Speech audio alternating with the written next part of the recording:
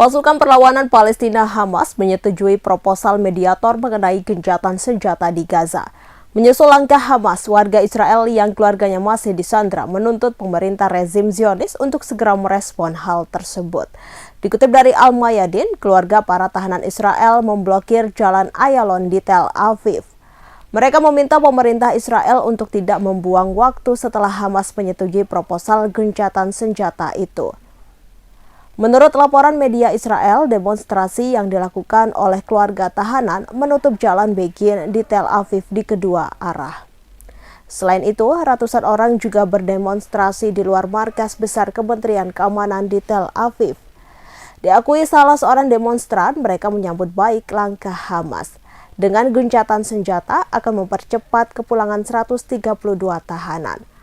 Mereka lantas menyebut ini waktu yang tepat bagi pemerintahan Israel membuktikan komitmennya terhadap para tahanan.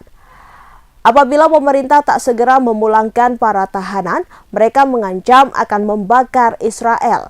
Namun militer Israel malah meluncurkan serangan ke Rafah setelah Hamas menyetujui gencatan senjata.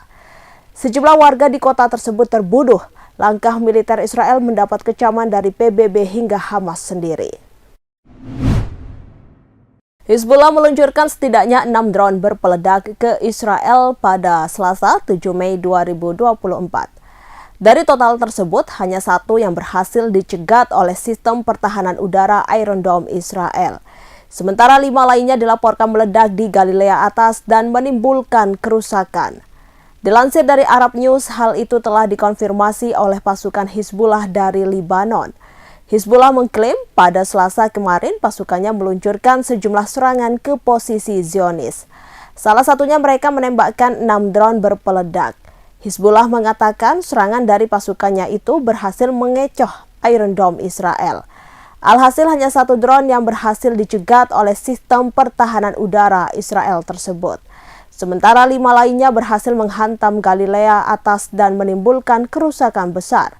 Namun sayangnya Hizbullah tidak mengungkapkan soal ada atau tidaknya kerusakan dalam operasinya itu. Bupati Sidoarjo Ahmad Muhdlor Ali alias Gus Muhdlor resmi mengenakan rompi tahanan Komisi Pemberantasan Korupsi atau KPK setelah menjalani pemeriksaan sebagai tersangka pada Selasa 7 Mei 2024.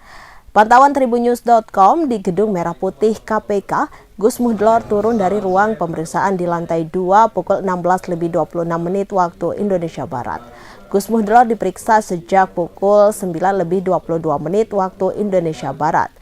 Gus Muhdlor lantas digiring petugas KPK untuk menuju ruang konferensi pers dan diumumkan sebagai tersangka. Diketahui panggilan itu merupakan yang ketiga kalinya bagi Gus Muhdlor. Pada 19 April lalu, ia absen dengan alasan sakit. Namun KPK menganggap ganjil alasan surat keterangan sakit dari Rumah Sakit Umum Daerah Sidoarjo Barat yang diserahkan menyebut Gus Muhdlor perlu menjalani perawatan sampai sembuh.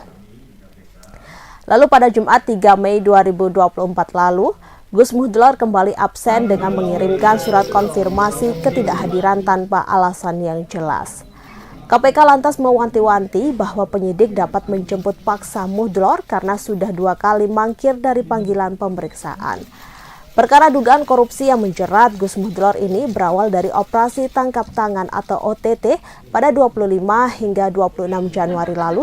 Belasan orang ditangkap termasuk saudara ipar Gus Muhdlor, namun bupati itu lolos. KPK menetapkan Gus Muhdlor sebagai tersangka kasus dugaan korupsi pemotongan dana insentif pegawai negeri di lingkungan Badan Pelayanan Pajak Daerah atau BPPD Sidoarjo.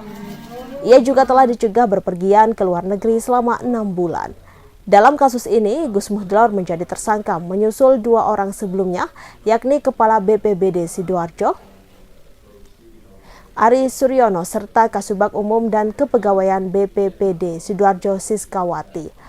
Merujuk ke kasus 2 tersangka tersebut, diduga mereka melakukan korupsi dengan cara memotong dana insentif pajak ASN pada BPPD Sidoarjo. Nilai pungli untuk tahun 2023 mencapai 2,7 miliar rupiah. Dan setelahnya seperti biasa kami beri kesempatan pada teman-teman untuk bertanya perkembangan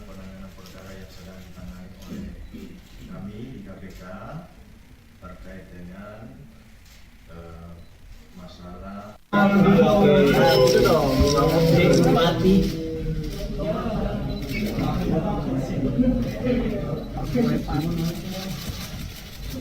bukti yang dimiliki tim penyidik terkait dengan adanya fakta peran pihak lain yang diduga turut menikmati aliran sejumlah uang dari pihak yang seluruhnya telah KPK tetapkan sebagai tersangka.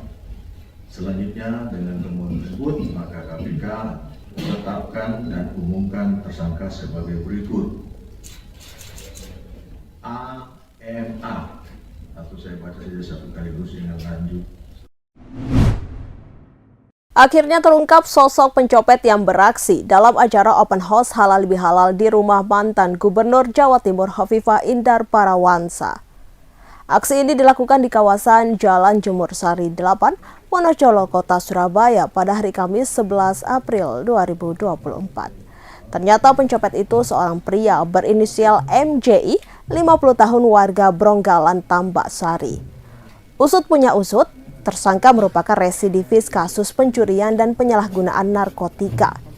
Kini ia ditangkap tim anti bandit Polsek Wonocolo, Polrestabes Surabaya guna mempertanggungjawabkan perbuatannya.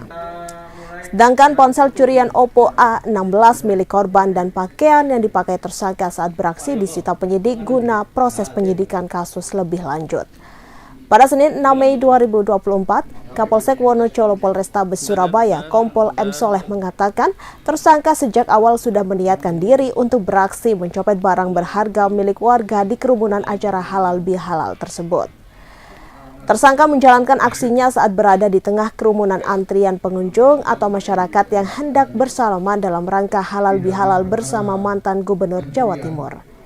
Mengenai adanya keterlibatan tersangka lain yang dimungkinkan menjadi sindikat kasus tersebut, Soleh mengaku pihaknya masih mendalami kemungkinan soal itu. Sementara itu, tersangka MJI mengakui sejak awal dirinya memang berusaha menargetkan kerumunan masyarakat yang hadir dalam acara tersebut untuk mencuri benda berharga seperti ponsel ataupun dompet. Ia beraksi tampak membawa senjata tajam. Saat beraksi di kediaman Hovifah, ia sengaja berlagak sebagai pengunjung atau masyarakat yang sedang antri untuk bersalaman dengan mantan Gubernur Jawa Timur itu. Dengan sempat salaman sama Budi Hovifah? Belum. Bu Hovifah melaksanakan halal bihalal atau open house. Sebelum beraksi di Budi Hovifah, beraksi di mana aja Pak Dir? Belum pernah. Dengan punya kemampuan nyopet dari mana? Dari teman-teman. Pernah ditahan? Ada coba pasangan yang disuruh main, pas antrian. Amatir nggak ada ya?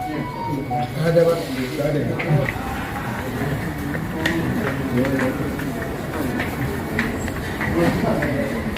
Kasus pencurian dan menggunakan momen, artinya menggunakan momen halal bihalal itu di hari Idul Fitri, karena banyaknya orang yang melaksanakan halal bihalal di open house, dia mengambil dari seseorang yang melaksanakan open house yang bertatap muka dengan Bu Hovifah.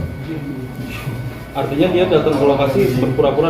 Jadi ke lokasi berpura-pura sebagai masyarakat yang akan bersilaturahmi ke Ibu Hovifah, namun niatnya adalah untuk mengambil barang bawaan atau apapun yang dibawa oleh sesama para orang-orang yang bersilaturahmi. Ini juga ikut bersalaman dengan Bu Hovifah, Pak? Ya, jadi seakan-akan seperti tamu, seakan-akan seperti masyarakat yang sedang melaksanakan halal bihalal.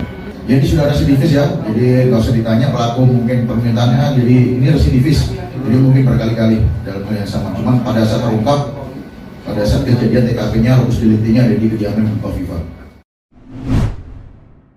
Petani di Desa Pondok, Kecamatan Babadan, Kabupaten Ponorogo menggelar panen raya Selasa 7 Mei 2024.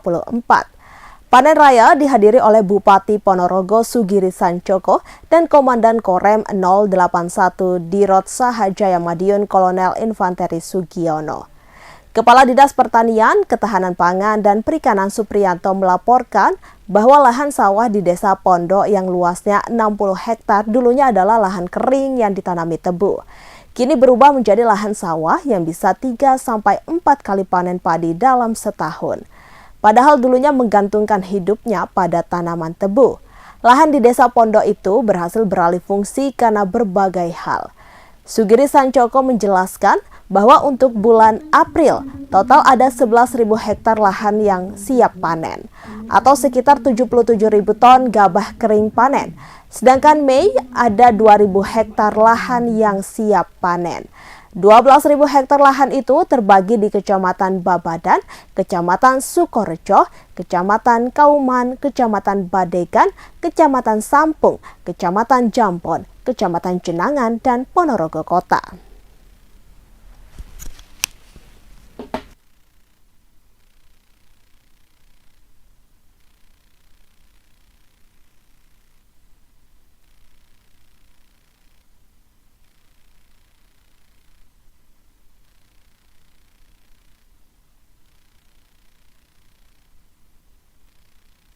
Semua unsur di tengah-tengahnya ada Pak Danrem, Bapak Kolonel Kiai Haji Sugiono SOS MSI. Beliau merangkap 3 jabatan sekaligus. Pertama adalah Danrem, kedua Kiai, ketiga adalah petani. Maka luar biasa untuk beliau. Hadir juga kepada pertanian dan semua unsur termasuk Danramil. Dari BSIP Jatim juga hadir, Dinas Pertanian Jatim hadir. Kumpul semuanya untuk bicara pertanian dan solusinya. Kita panen raya memang hari ini di sini di Desa Pondok. Ini desa yang bisa sampai indeks 4 kali dalam panennya. Maka kemudian keren ya. Ke depan kami dorong yang tak ada hujan sebanyak 20.000 hektar itu bisa selesai dengan cara sumur dalam. Karena kenapa irigasi teknis? Kita tahu sumber dari Bendo itu hanya mampu mengalir yang elevasi dari Sekayu ke kanan.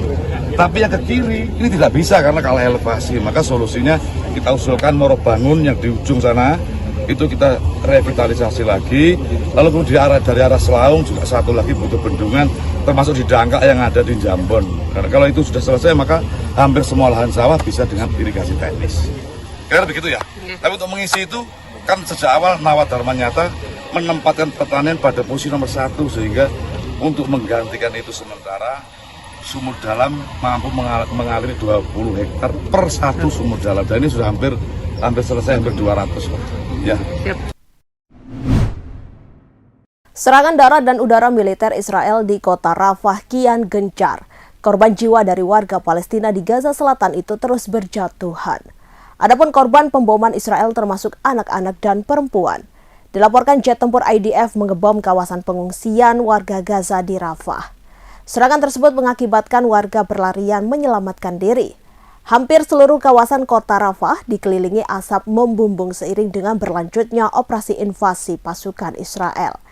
Akibat bombardir Israel atas Rafah, otoritas pemerintahan Palestina di sana memutuskan menutup sementara satu-satunya layanan rumah sakit. Petugas medis, staf rumah sakit, dan pasien telah mengosongkan rumah sakit tersebut. Sementara dalam video yang beredar terlihat kamar-kamar pasien telah dikosongkan. Sementara itu Israel telah menyita dan menutup penyeberangan Rafah di Gaza dan menimbulkan kekhawatiran bahwa pasokan yang telah langka akan semakin terkuras dan menyebabkan bencana. Setidaknya 34.789 orang telah tewas dan 78.204 luka-luka dalam serangan Israel di Gaza sejak 7 Oktober 2023. Jumlah korban tewas di Israel akibat serangan Hamas pada 7 Oktober mencapai 1.139 orang dengan puluhan orang masih ditawan. Pemirsa, beredar postingan di YouTube seorang gadis orang dalam gangguan jiwa di Jember, Jawa Timur, dijadikan pekerja seks komersial oleh ayahnya di Kecamatan Jenggawah, Kabupaten Jember, Jawa Timur. Video tersebut pertama kali dipublikasikan oleh seorang YouTuber dan hingga akhirnya viral di media sosial dan menjadi sorotan publik. Pihak keluarga sang gadis tidak terima dan lapor polisi karena sangat merugikan akibat video tersebut. Dan untuk informasi selengkapnya akan disampaikan rekan Imam Nawawi.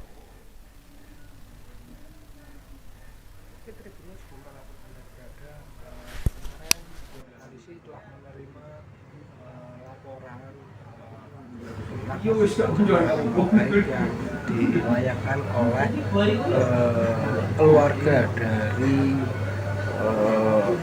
gadis wanita yang dikabarkan dijadikan PSK dan dijual oleh yang berada di Kecamatan Jenggawa, Kabupaten Jember.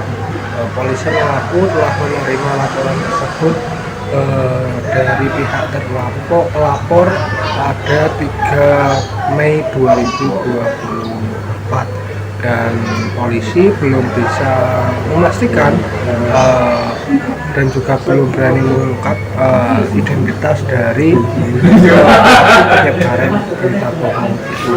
Namun yang jelas polisi akan melakukan pemeriksaan dan juga langkah-langkah selanjutnya untuk mendalami laporan dugaan kasus pencemaran nama baik yang soal berita soal adanya wanita ODGJ dijadikan PSK dan dijual oleh ayahnya beberapa waktu yang lalu, dan pihak terlapor melakukan laporan tersebut. Pihak pelapor melakukan laporan tersebut karena merasa dirugikan gara-gara berita tersebut, karena nama baiknya apalagi diisukan bahwa wanita ODGJ itu dijual dengan harga itu saja.